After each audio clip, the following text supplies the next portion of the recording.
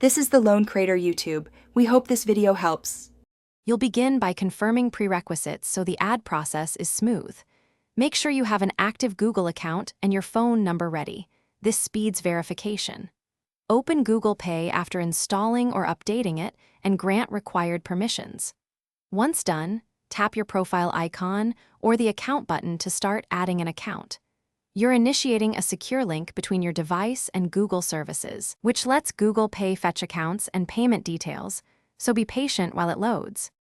Now you'll select the exact account to add and verify ownership.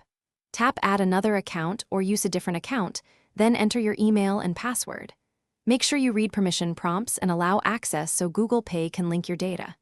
If two-step verification appears, follow the SMS code, call, or authenticator prompt. This protects your money and identity.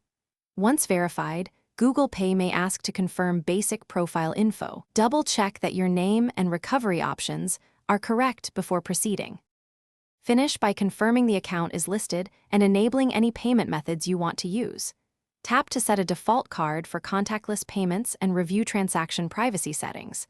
Make a small test payment or check balance to ensure everything works. If something goes wrong, try clearing app cache, updating Google Pay, or removing and re-adding the Google account. These fixes resolve most sync errors. If you still see problems, restart the device and verify your Google account at Accounts. Google.com before retrying. Thanks for watching. Consider subscribing if we helped you.